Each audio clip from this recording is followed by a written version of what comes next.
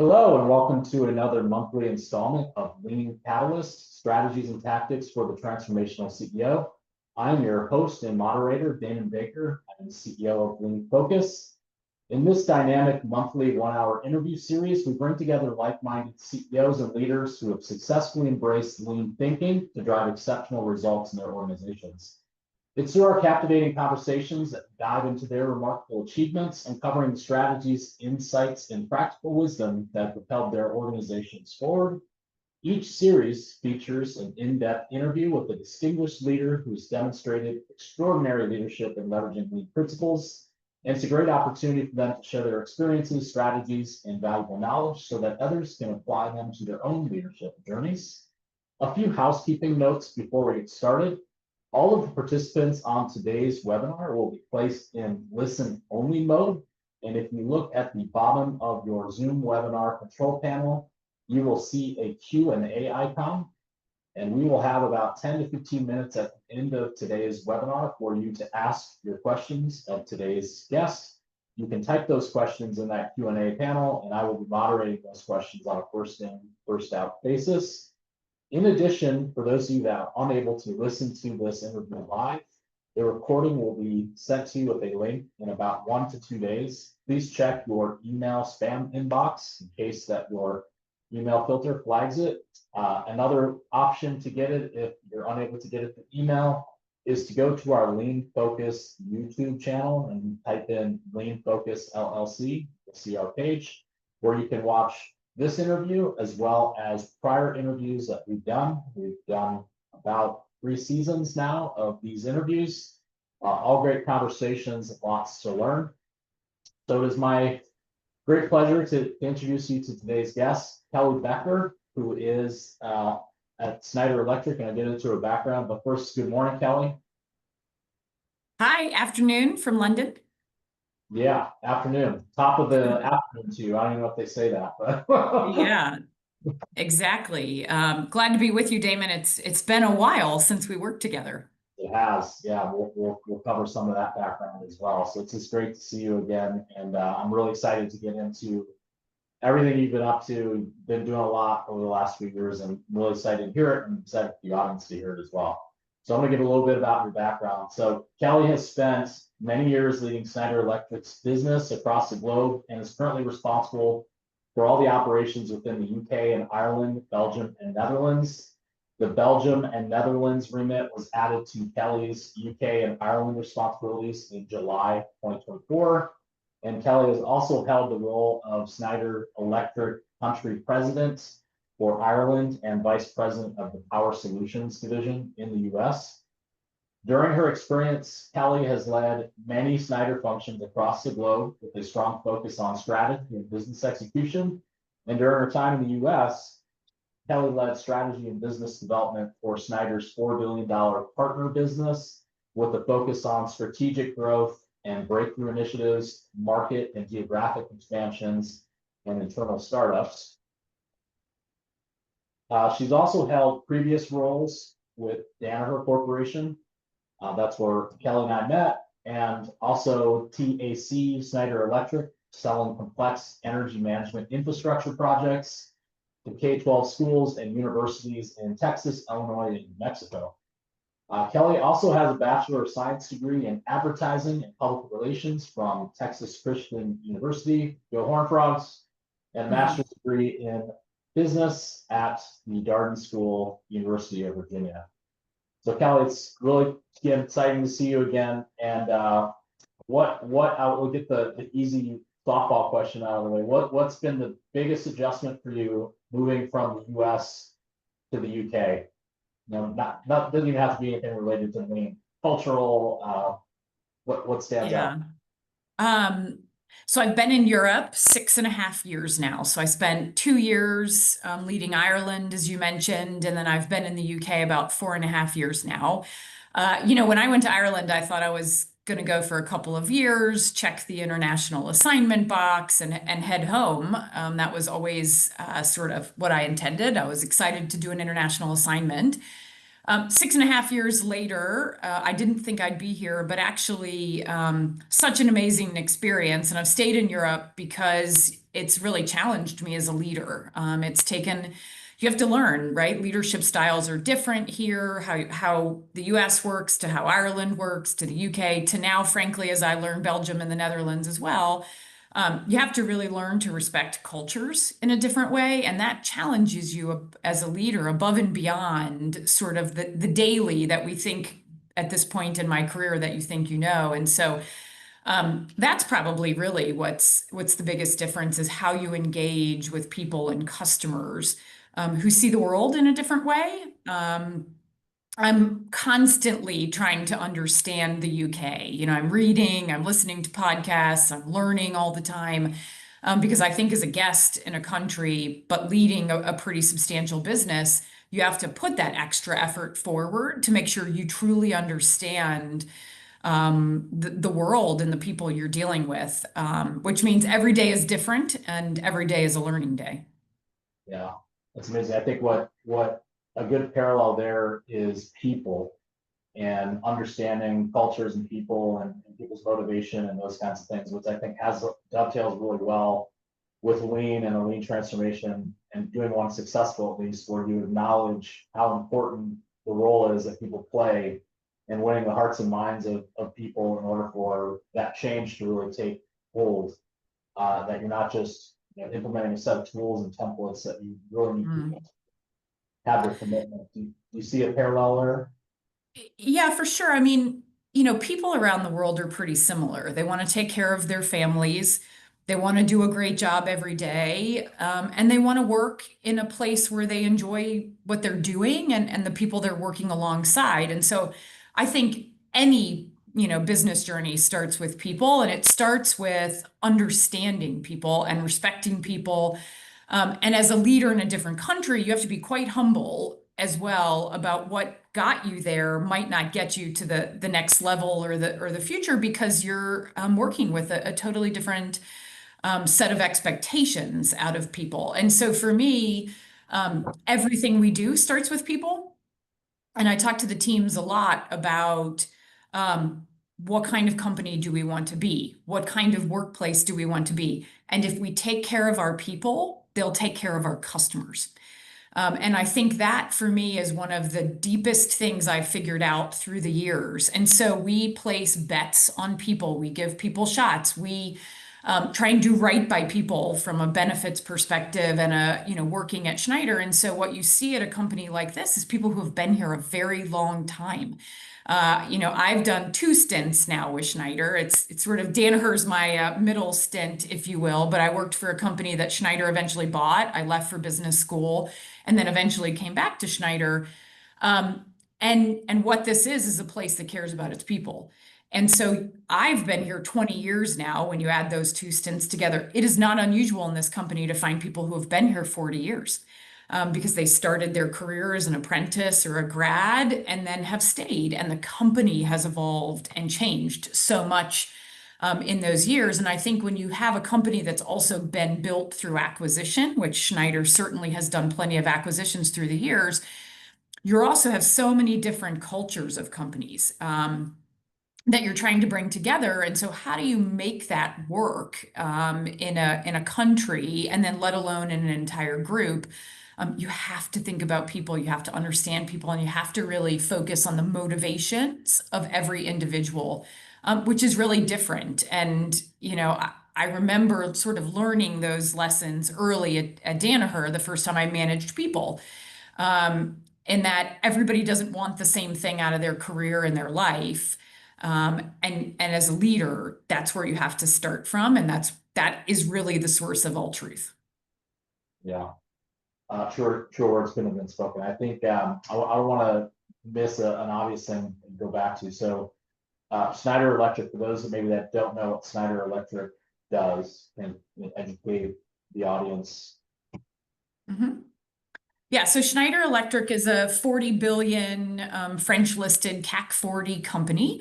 The legacy of the company is deep in the electrical space. So if you think of the fuse box or the circuit breaker that runs the electricity in your house, all the way up to things that utilities buy, and that runs the grid in, pretty much every country in the world and everything in between. So every commercial building structure, every data center, wherever Zoom is hosting this from probably has Schneider equipment as a component of that.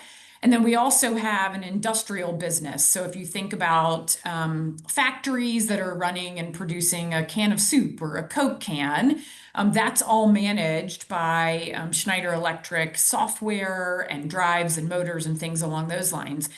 In the last 10 years, the company has really evolved much more on the sustainability, net zero decarbonization front. And about 6 months ago was named the world's most sustainable company by Time Energy. So you have what has been a very historically manufacturing engineering company that's really evolved to still doing all of those things with excellence, but also having consulting arms of the business, having software that really runs and manages every type of building in the world, if you will, to drive really sustainable energy usage. Yeah. So I imagine there's a lot of macro drivers that you guys are, tailwinds that are helping. We talked about data centers as an example. Mm-hmm. The expansion of data centers, and then of course the transition to green energy and the impact that that has on infrastructure and capital investment. So I imagine you guys are highly focused on a lot of those growth vectors. Exactly. So there's a lot of different sort of vectors to think about. There's absolutely the need for more data, as you mentioned, and that is driving data center growth and the need for deeper engagement from the grid, right? Every grid in the world, certainly in the Western world, is old. So when you think about the grid in the US or you think about the grid in the UK, the infrastructure is aging. It all needs to be replaced. And if you're governments today and you look at, I don't know how many devices you have, Damon, but I have a phone, a Kindle, an iPad, 2 computers, and I have those things with me all the time, right? They all require space from a data center and energy usage. The other thing we're certainly seeing is a real push, especially for when it comes to net zero and decarbonization, to a more electric world. So a transition from gas, certainly there's electric vehicle transition. And this happens in the world at different parts and components based on local law and certainly local sentiment. But it is clearly happening around the world. And so the need for infrastructure is changing quite a bit. And then you have certainly, which is sort of dependent on big companies and what they're trying to do, is this idea around sustainability and net zero and decarbonization and living on a planet that is really requiring some different thinking and some different engineering given the rise of the temperature of the planet. So the great thing about Schneider is that we're addressing all of these different topics through different parts of the business. What's also really unique, as we talked about people right before, is the types of individuals that are attracted to work for a company like Schneider now. So you might have had for a long time engineers. I'm not an engineer, as you know, that's not my background, but I lead many engineers, and you learn much more deeply about how to do that. But certainly from a perspective of 5 generations in the workforce now, boomers who are retiring, the younger boomers are retiring now, all the way to people coming out of apprenticeships and grad programs. So many young people are attracted to a company like this where they want to do good as well as earn a great living and work in a respectful place solving customers' problems. So it's a really fascinating place to work, and it's certainly not the company that I joined 14 years ago, which we would have described as really a manufacturing company at that point, which it very much is. We have hundreds of factories, but it's really evolved over time. Yeah, I think you guys you're right in the center of a global transformation that's happening in so many different spaces. And then throw AI in there, which we think about every chat GPT query that you type in is using a certain amount of energy, right? So where's that production going to come from? That has implications on the grid and all these other things, right? In data centers. And so it's just Yeah, I mean, time. the need for energy is certainly it's sort of never ending, right? It's growing, and we want to serve energy efficiently, and that's what Schneider is about. But there are also really critical topics around resiliency and sovereignty and energy security that are becoming much bigger topics around the world. Certainly on the back of some of the conflict that we've seen in the last couple of years in Europe, energy security has become a much bigger topic for many of our customers as well. And so, my day is different every single day based on what's happening in the business or what's happening with the government and what, certainly Schneider is talking to different governments about and what we think is really important for the places which we operate. And so that's for me been really exciting. Every single day is different, and I'm learning. And it's changing, even at a senior level in a business, to be having to learn every single day because our environment is changing every single day. Yeah. I want to come back to you and I were talking before the webinar started about growth, and I want to kind of put a place mark on that because I want to get into your lean journey story and connect that to growth. So I think the Schneider story is a great growth story. And when people think lean, oftentimes they think manufacturing operations. And I know that you are a commercially minded lean practitioner, and I'm excited to hear how you've taken those things to enable and unlock growth in the ways that are conducive and aligned with Schneider Electric culture and processes and things like that.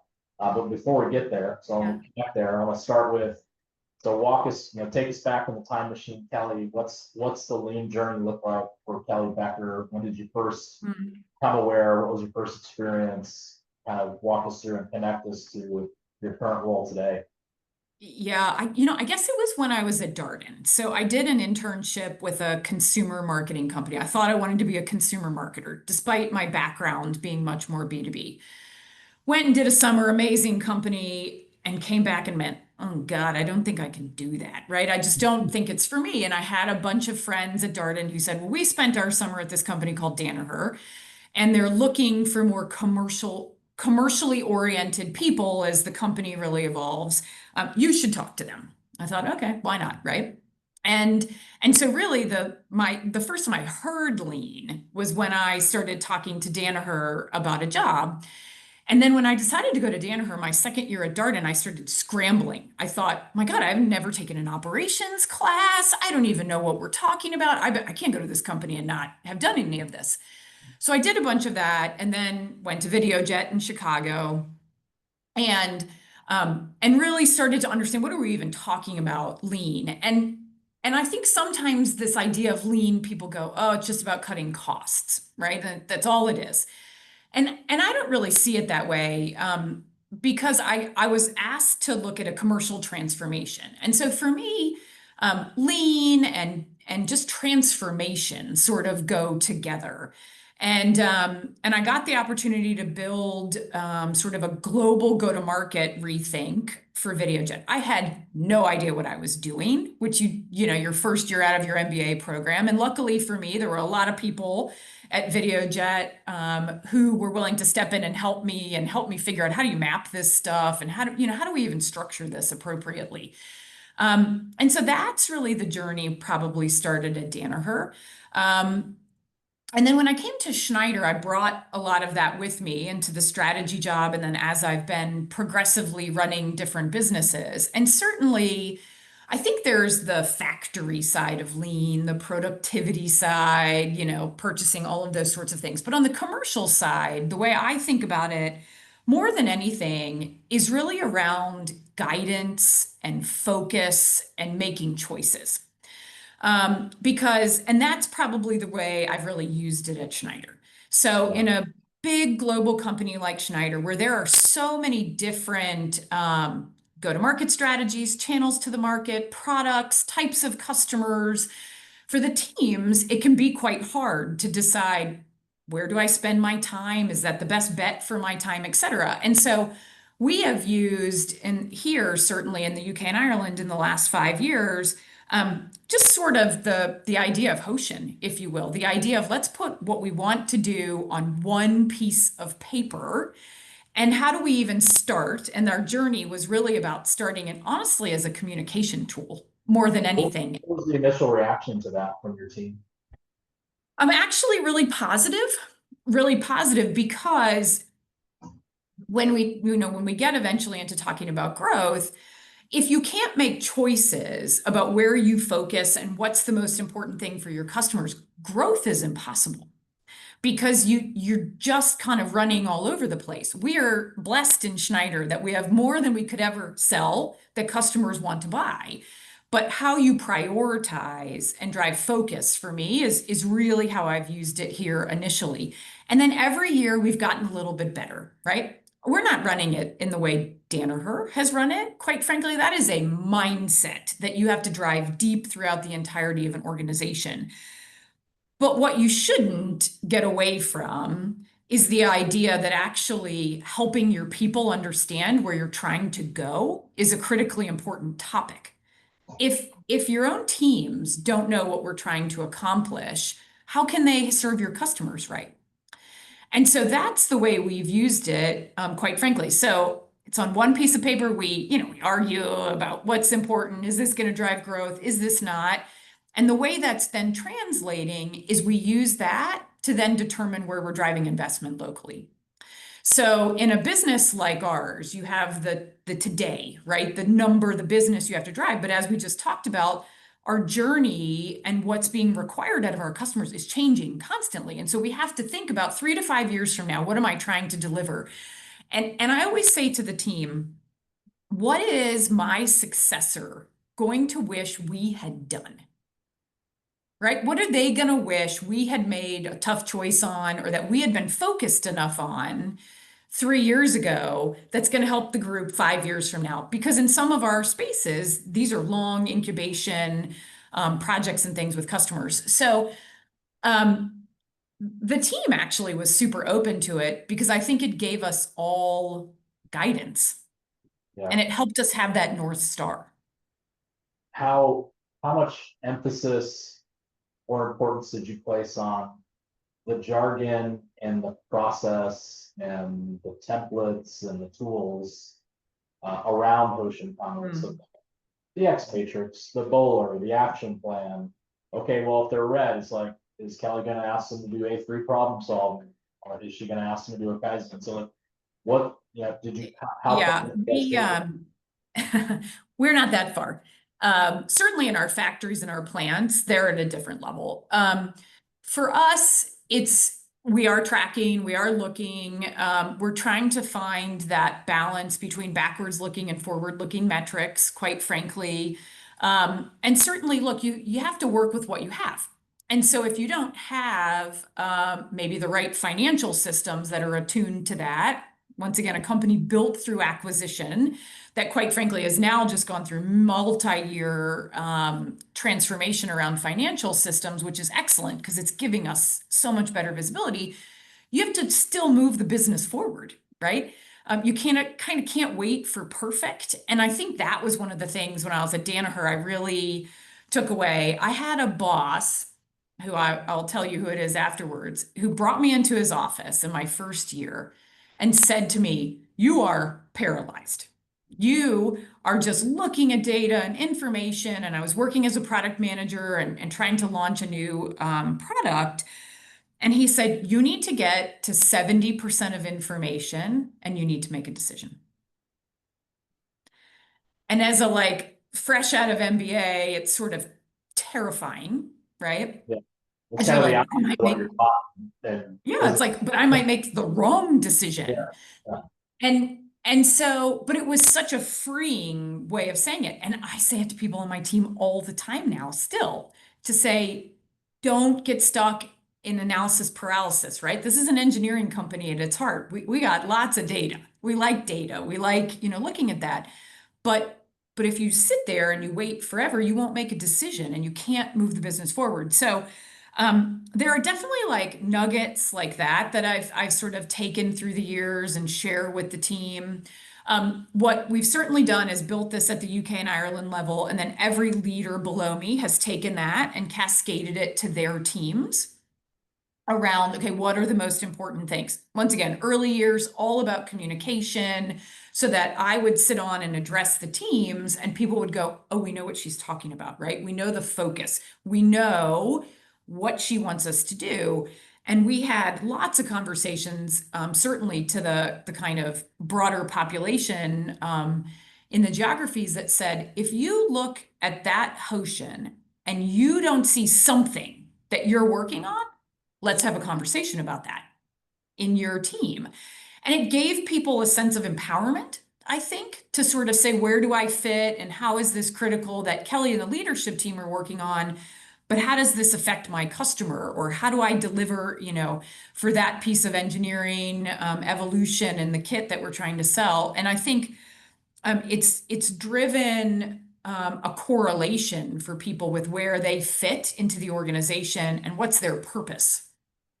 And so that's very far, I think, from, the Toyota production system and probably how the Japanese first thought about using it. But for us, it's been about really making the right decisions and driving focus. If you think about the X matrix and kind of the 12 o'clock position, it's about installing capabilities and process that doesn't exist within the business today that we're going to execute in the next 12 months or 3 years or 5 years.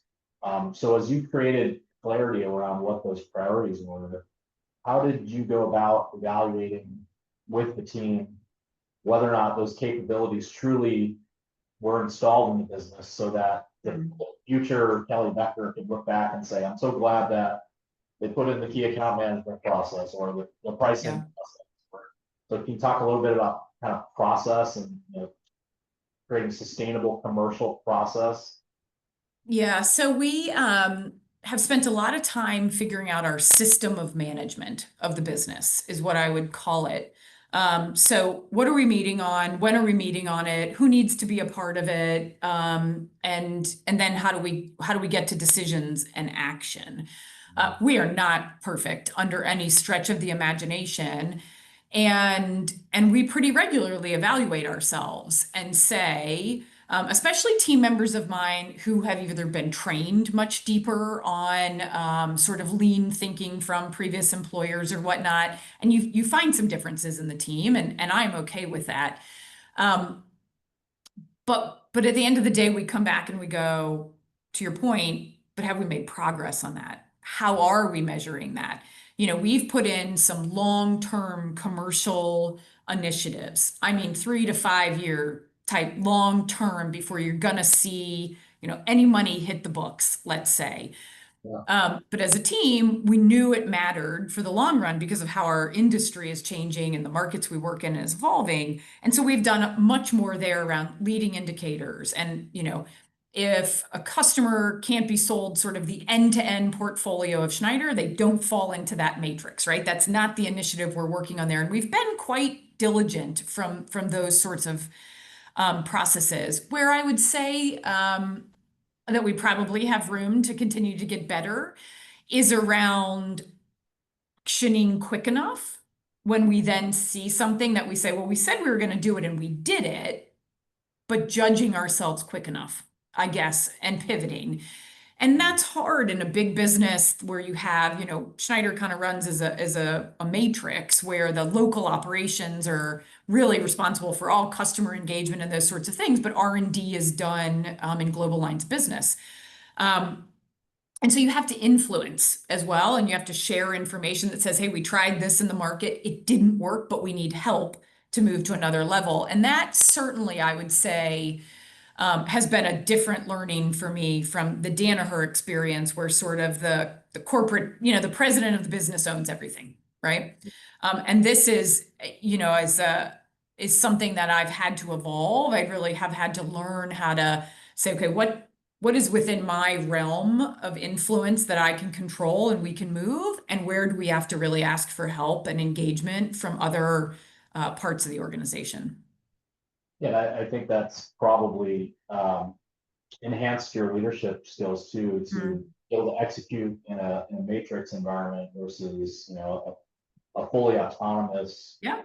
top-down command and control kind of environment. And if you can execute in that, you can be successful. That really says a lot about your ability to gain followership and build relationships and trust in people and these kinds of things, so that people want to support you and make your priorities their priorities.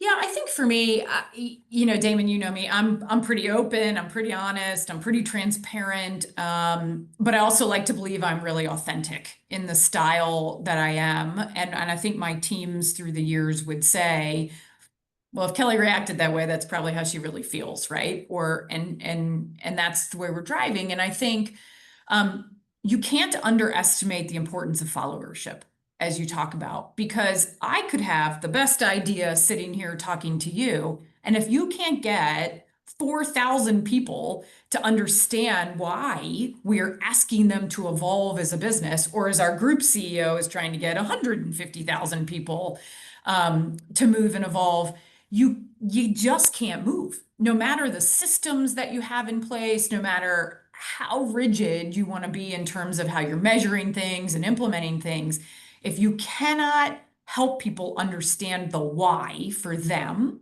and certainly for us here, we also have tremendous employees who have worked alongside customers for a long time. They feel a great deal of responsibility for our customers and doing right by those people. They aren't going to move if Kelly says move. That isn't necessarily how I think most businesses work. And I think it's a little bit naive for a lot of leaders to believe, even in command and control, because command and control, what are we talking about? Are you driving fear? Right? Fear only works for so long. Yeah. Really, you have to talk through collaboration and engagement and learning, and that takes time and effort. But man, at the end of the day, when you evolve an organization and you deliver the results, and then you sit there and you talk about, guys, we should be proud of what we delivered, right? And I think here we took a business that was certainly recovering in the post-Brexit years and COVID years, and have driven growth and a lot of ambition. And for us, we always talk about being a good partner to the group. Yeah. And we're a good partner. We know what we're doing. We know where we're focused. We care deeply about our customers, but we care about our shareholders and our people. And we're admitting as a leadership team the things we do great. But I'm also the first to admit we tried it and it didn't work. Or we tried it and then we pivoted and then we tried something else. And I think in a big organization like this, being open and humble about what is working, but also acknowledging where we did our best. We thought it would work. All the data told us that would work, and sometimes things just don't. And that, I think, makes people realize that you as a leader are just as human as they are. You just have a different job. Would you describe your leadership style, Kelly, as servant leader, or how would you describe your leadership style? Yeah, I would describe it as I have really clear values and things that I think are important. And I'm also really clear on what I'm good at, and I'm very clear on what I'm not as good at. And I believe in hiring exceptional people around me to be the experts in their space and to do that. But for me, I also know, and maybe this is the servant leadership part, if we drive growth, it means we can do great things for our people. And if you don't grow, it's that much harder from a P&L perspective and and all of those sorts of things. And so for me, when I came into this role and really sort of got my legs under me, I knew there were some things we needed to do for our customers, but I knew there were some things we needed to improve for our people. And the path to doing that was to drive above market growth. Yeah. And that's what, my leadership team got on board with, that said, guys, these are the things I see that we need to do, right? We want to upgrade our offices. We want to be, we want to pay at the right market levels. We want to do these sorts of things, which every leader should want to do. But we need to grow. And we need to take advantage of the market. And we had some market dynamics that also have really helped us, right? This is a big data center market, and a lot of, the world's largest technology companies have built here. Um, and so I think it was about finding that good balance between what do we want to do and how do you keep coming back to that as your, sort of guiding light. So my CFO and CHRO and I, every month, the three of us would sort of sit here and go, okay, we said together we were going to do this. Where are we on that sort of journey? And is the rest of the leadership team on board with us? You need great people around you in this job. You definitely can't do it on your own. Culturally, did you encounter anything that you had to undo in terms of behaviors or style or, Um, focus, thoughts about, are we not customer focused enough, or are we not collaborative enough, or do people blame each other? Like, was there anything culturally that you inherited that, Yeah, oh, I think luckily for me, we are a very customer centric kind of company. It's just within the expectation. And people will call each other out if they don't feel like you're sort of taking care of your business, if you will. And so that's quite rare. I think more than anything, it comes back to I needed to help the team make some choices on a smaller number of things we were going to do great. And in any big company, man, there's so many things you can try and accomplish, but the teams can only take so much on at a time. You can only digest so much. And we talk about this sort of regularly with our corporate colleagues as well, to say there are some things that are non-negotiables when you're at the operational level and you're dealing with customers, and big transformation projects are critical. And I'm not here to say we do them or we don't do them. I'm here to tell you how I can do them well and in what sort of timeline. And so, I think open communication and just being honest with people, because everybody's got focus and what they're trying to do, they believe is the most important thing.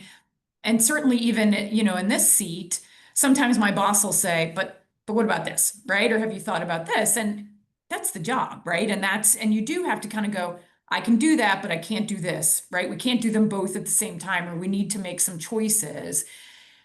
And that piece, I think, was maybe a bit different for the local teams. And when we started to really communicate that, if it's not on this one piece of paper, we've said to the group that it's not a priority for this year. And it doesn't mean it's never a priority. It just means we can't do it with excellence this year. And so I've had enough conversations with enough people that they understand these are the things we're going to do with excellence this year. And this is our running list of other things, that will come.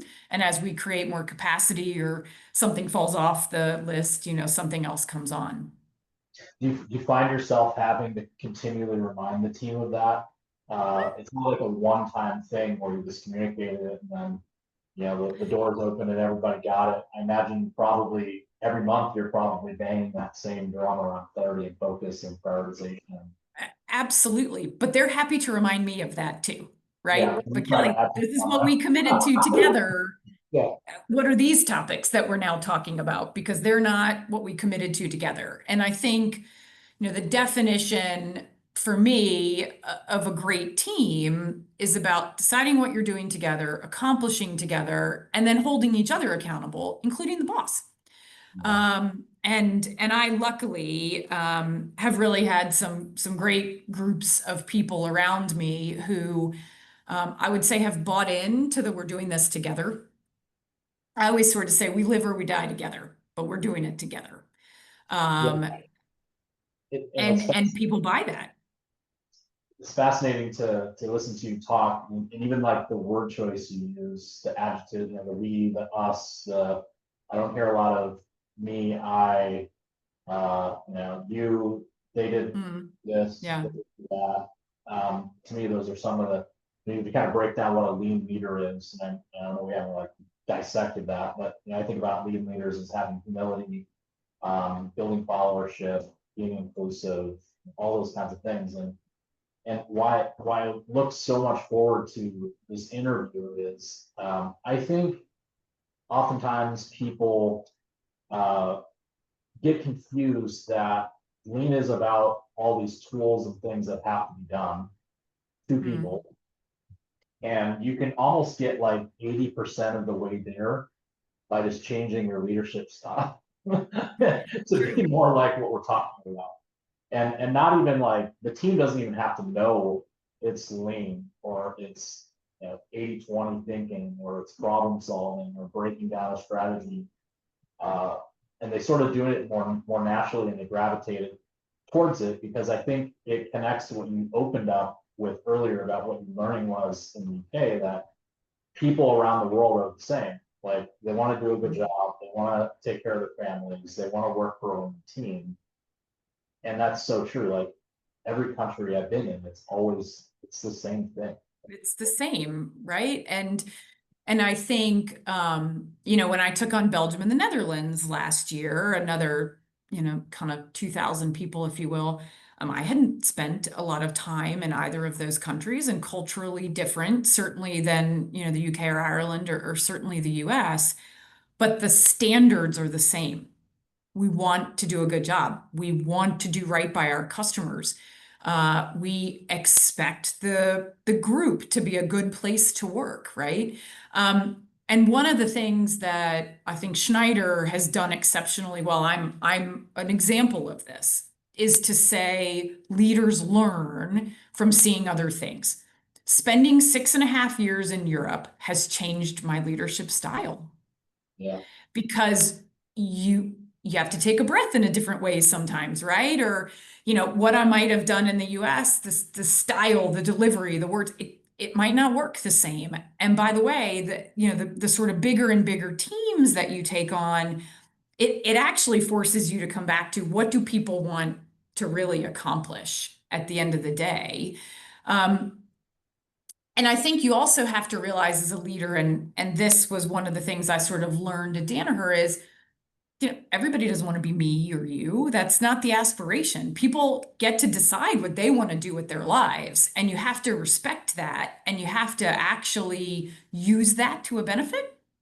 Because if everybody was like me, ooh, I don't think we'd sell a whole lot because I'm not an expert on a lot of the things that we do.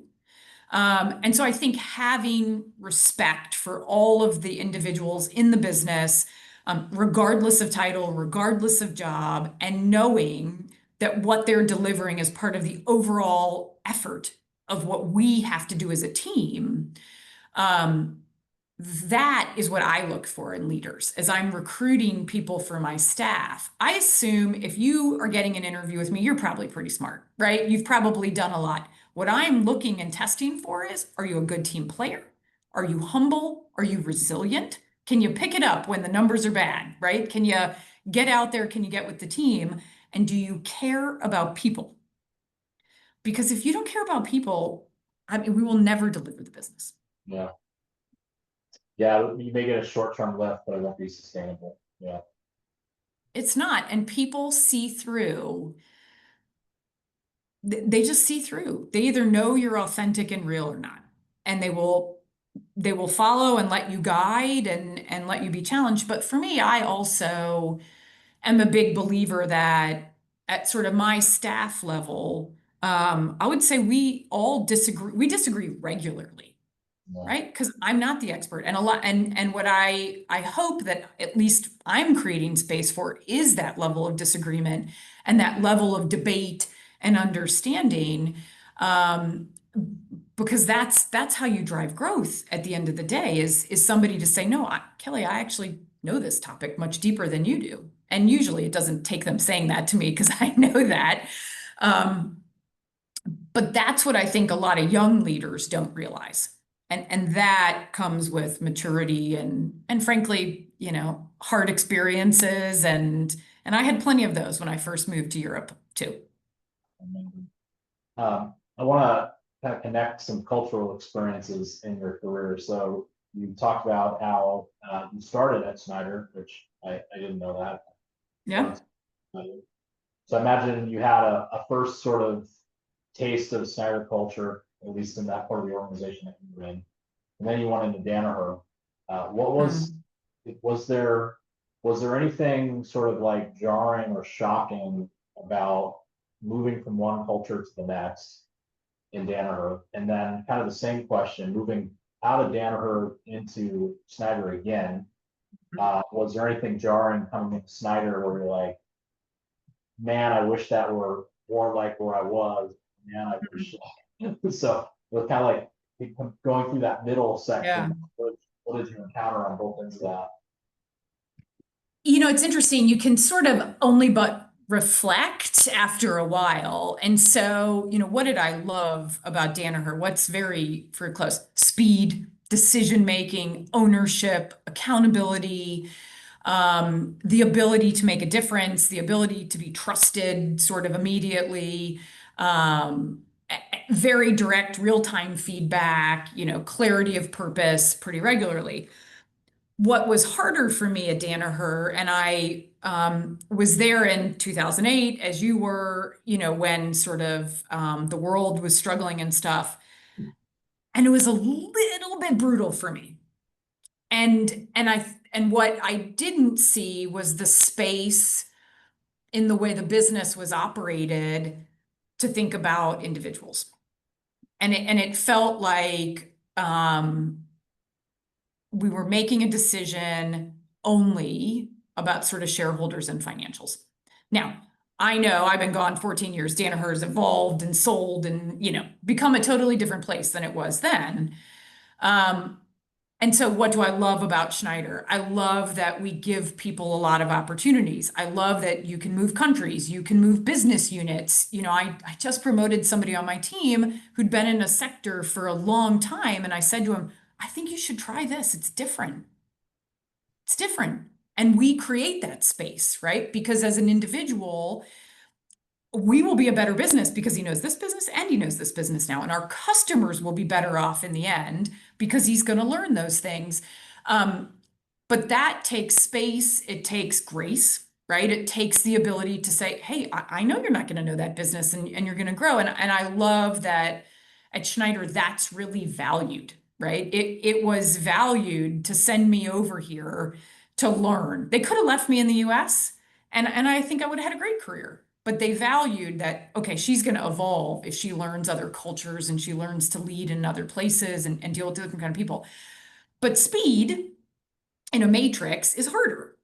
And so I think, you know, there's that constant kind of internal battle where you push, and I certainly push quite a bit because it's innate to who I am. And then you also have to respect a culture of a business, and you have to decide, okay, how do I operate within that? And for me, on both sides, I learned, and I have learned so much at both businesses. There's a lot I still refer back to Danaher, even though I was only there for 3 years. And so many smart people I still know from Danaher and stay connected to. And so I'm a believer in you make the best of every situation, just like you might not love every boss you have, but what's the one thing you learned from every boss? And that's kind of how I try and think about things as I compare throughout my career. I'm also a big believer, and I say this to the team quite regularly, everybody gets to decide where they want to be every day. Somebody doesn't want to be here, that's okay. There's somewhere else great for them, right? But if you're here, be here and be great while you're here. And I think, you know, that's an important piece. We have to remind people too, you know, work is hard. We spend a lot of times. You might as well have fun. You might as well laugh. You might as well enjoy each other while you're doing things that are driving value. As I listen to you connect the cultures in your journey, an observation I made is it seems like Schneider, if you were to imagine like process and people on a spectrum, you know, if I were to go to the left, I'm a process culture. If I'm going to the right, I'm a people-oriented culture. It seems like Schneider places the chips on the table on the person and develops the person into a great leader and puts him into all these different experiences. And, you know, I don't want to say crosses their fingers, but believes or puts faith in the fact that the right person will put in the right process.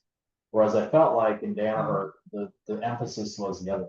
Like we're gonna Mm, take the best process and we're gonna plug a person in there, and as long as we have the great yeah. process, the process will deliver the outcome. And you know, both sides have trade-offs and consequences, right? Um, Well, and dependent on a time in a business too. I think you can need both of those, but people ask me a lot, why have you stayed at Schneider as long as you have? It's pretty abnormal, quite frankly. Um, and I've stayed because I've gotten terrific opportunities. I've learned a lot. I've worked for unbelievable leaders, including the woman I work for right now, who have taken, and sometimes a rough Kelly around the edges on some topics, and have said, hey, we think, you have a lot, but this, we got to work on this a little bit, but have done it in a way that I always knew they only wanted better for me, because if I got better, it would be better for the group. yeah, And I think that's I'm so grateful for a lot of people who took different chances on me. And, I probably wasn't the most logical choice for the UK job, right? I hadn't been over here that long. But the woman who hired me, who sits on our executive committee, I think she took a bit of a shot and believed in what I wanted to do and what I thought, that we could do as a business and that we could evolve. And you have to always appreciate those people. And I'm hoping that I'm doing that for people on our teams now too, and giving them a chance to grow and learn. yeah, it sure seems like it. Are you ready to take some questions? Yeah, absolutely. Okay, first question. What aspects of lean have you seen that are universal regardless of the native culture within the company? Um, Focus. So knowing and making decisions around what it is you intend to do. And you can either be the deepest practitioner of lean, or you can be using it to help guide you in some ways. But I think it's always about focus and decision making. This next question is regarding the trade-offs between two types of organizational structures. So you talked about Schneider being more of a matrix environment, Mm, Schneider being more of a autonomous, command and control. yeah. What do you think the disadvantages of the matrix environment are? I think a matrix forces you to be a great collaborator. And collaboration at times can be hard, especially if you believe you're right, right? Or you believe, hey, my job is to do this, and this is what you've asked me to do, and we're ready to move. And having to sort of align more broadly can feel like work. On the opposite side of that, what has become more important to Schneider through the years is that a customer in America in a certain segment is then ideally getting the same experience as they're then working with the UK and Ireland team, as they are with the Singapore team, et cetera. So that sort of singular strand of what we're trying to accomplish across every geography, it would be impossible for us to service global customers if there wasn't that strand. And so many of the largest customers we deal with in the world, whether it's channel partners or true end user partners, work across all of the geographies. And it wouldn't work if Kelly ran, her empire with nobody else having any say in sort of how it worked. The company, I think customers would suffer at the end of the day. Yeah, this is a controversial question. I'm curious to hear your reaction to it. Do you believe that the quality of the decision that's selected in a matrix environment is watered down because of the mutual compromise that has to be made amongst different stakeholder groups? And kind of the analogy I make is like the government, and it's like the Senate and the House, the judiciary, and it's like we pass the bill, it goes to the Senate, it gets rewritten, it gets, it's like, so at some point, like, somebody has to give up to get, and something, and is the overall decision watered down as a result of that? I mean, gosh, I would say 90% of the decisions I make are very local in real time. I'm not asking, right? We're working as a team locally because we're responsible for the end markets here and the customers here. It's probably the 10% where there's a negotiation or something more broadly, but there's certainly not, people here every day telling me what to do. It's quite a local company from that perspective. Our channel partners are very local. The go-to-market strategy is quite local because the type of business we might have in the UK and Ireland could be wildly different than what Bene has. Some of that is based on historical perspective and sort of where the business has come through. Certainly, some of that is from, some of the acquisitions that have happened through the years that had stronger entities in other places. So, I wouldn't say that is watered down. But I think big strategic choices are where you have to work within the matrix much more. Not really the everyday customer orientation of delivering on the ground. Yeah. This question here, what lean processes do you use in the commercial space? Yeah, I mean, I think we're certainly using a lot around data, quite frankly, today, and that is evolving quite a bit as we look at pipelines and transitions of sales teams and go-to-market strategies. And I would say that, quite frankly, we're making much more fast-paced decisions to how do we react to our markets that are changing. Certainly on construction projects and services delivery and things along those lines, it's much more process and structure oriented. And so that is probably, I would say, the most structured, if you will, on the commercial space. This one's a challenging one. What's been your biggest mistake so far as a leader inside of Schneider? Oh God, I mean, I've probably got lots of mistakes. I think earlier on, looking at command and control as the way to lead. My natural style is probably fairly command and control. And so when I got out of, Danaher, it's sort of like, Danaher kind of puts something in your head and you show up like this, and then you go, oh, this place doesn't work like that, right? And that took me a while to sort of balance. And your network at Schneider is incredibly important, and your reputation and your ability to deliver and all of those sorts of things. And so I would say my early days were maybe a little rough around the edges of how I thought things could be done before I really understood the culture. And I think every company's culture is so different. Did somebody pull you aside, or did you come to that realization through? Yeah, I did. The CEO of North America, when I was running the business there, took me to breakfast and basically said, we think you have a lot of potential, but we think you're really struggling.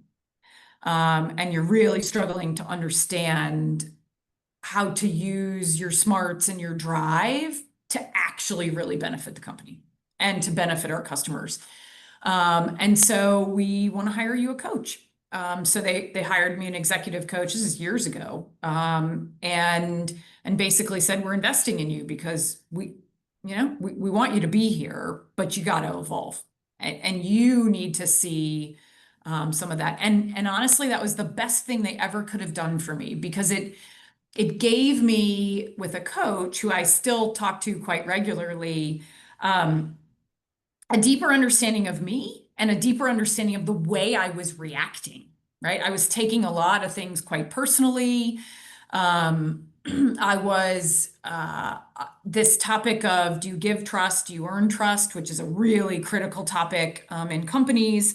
I give trust automatically, but I couldn't understand why people weren't giving trust to me. So there are just those kinds of things. So I'm so grateful to them years ago that they sat me down and said, look, this isn't working, but we're going to help. And that's why you stay somewhere, is because people care. Yeah. And that took a lot of courage and humility on your behalf to eat the medicine or take the medicine. Yeah. Yeah. But you know what, if you want, to grow and to learn, and I knew I was in a quite special company. It is quite a special company. You also have to be humble enough to sort of go, oh, I mean, if somebody I deeply respect is sort of sitting me down at a breakfast and saying, okay, right? Then if you choose not to listen to them, you can choose not to listen to them. But if you choose to do that, they're probably not the only person who thinks that. And it's going to follow you for a long time. I could have left Schneider, I could have gone somewhere else and said, forget these guys, they don't know what they're talking about. It definitely probably would have been somewhere else, and I would have had the same thing. And I think it probably would have stilted my leadership journey and my growth. And that's the job of a leader. And because I had that experience myself, when I have to have those conversations now, I can have that conversation in a, hey, this isn't working, but this is what we're going to do about it. Right? You can have that more supportive orientation, I think. Another fantastic proof point of Schneider Electric putting the investment in the person. I think they could have easily chose not to, and they didn't. So, yeah, they could have easily said, hey, you're smart, but smart isn't enough. Absolutely. Well, great. Kelly, this is a fast hour. We're gonna have to do it again if your next stop. Sure. Follow. So before we bid farewell to Kelly, I encourage you all to take a moment to reflect on the valuable insights, practical advice that she shared with us today, and how you can apply these lessons in your own organization's lean journey. If you have any further questions or would like to explore the possibilities of initiating or enhancing your own lean transformation, please don't hesitate to reach out to us. Our team is here to support you every step of the way. Once again, we want to thank Kelly for her contribution and sharing her experiences with us, and we're grateful for her in taking part in this interview series. Hope to see you next month. The format is going to change. We're going to move to a podcast format, which will be published on Apple and Spotify. So we're excited about that. More news to come there. And I wish you all continued success in your own lead journeys. And thank you all for participating. And thank you, Kelly. I hope to see you again soon. Bye now. Thank you so much. Take care.